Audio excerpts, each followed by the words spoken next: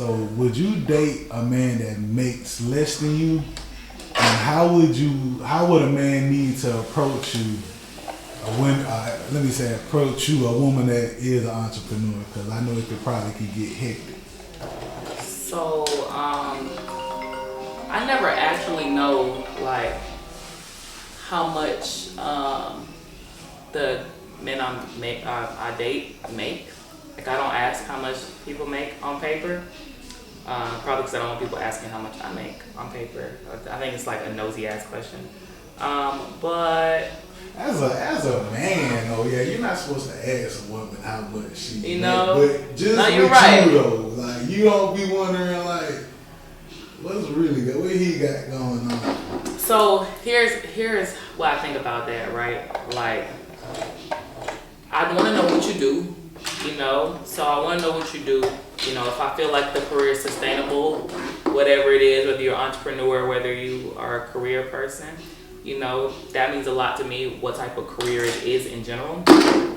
And then, because people lie. That's why I say that too.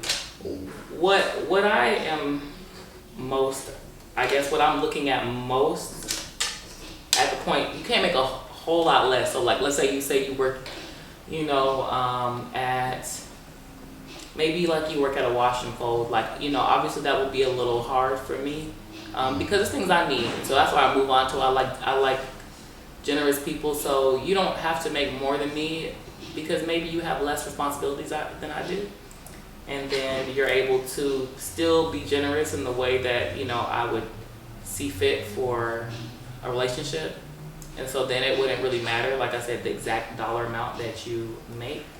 But yeah, so for instance, you know, obviously there's nothing wrong with working wherever you work. While you know, everybody got their own kind of path to take. You know, at a point, you know, I was working at clubs and I was dancing and stuff. So I'm sure there's guys at some point were like, definitely don't want to date no, you know, dancer. I don't want to date person, you know, just because it's not conducive to my lifestyle. So that's kind of how I feel about that. So let's say you do something that's not really conducive to my lifestyle.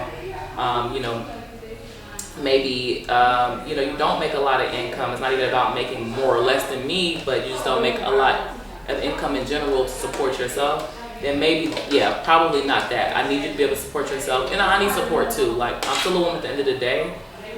So even though I take care of myself and I take care of a lot of things, I fully expect the person I'm with to, you know, do special things for me and stuff. So I feel like, you know, you make $1 less than me, I wouldn't know regardless, as long as you're able to still do the things you gotta do as a man, you know, or the things I feel like that work for me in a relationship. So, you know, if I like flowers and shit like that, send me fucking flowers. If I, you know, want to go to a game or something, like a basketball game, you know, I will hope that the person I'm dealing with can just get us tickets or whatever, you know, things like that. Like, so that's really more it's about to me. I like generous people.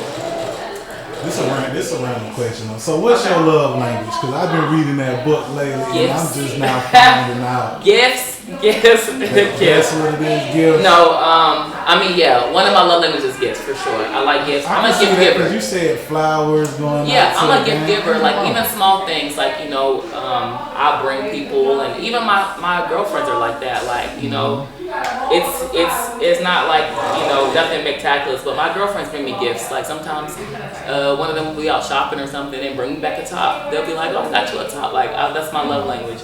And that's how we show each other that we care about each other as well. And then I read it too. It was like gifts, acts of service, words of affirmation. Let me get this one.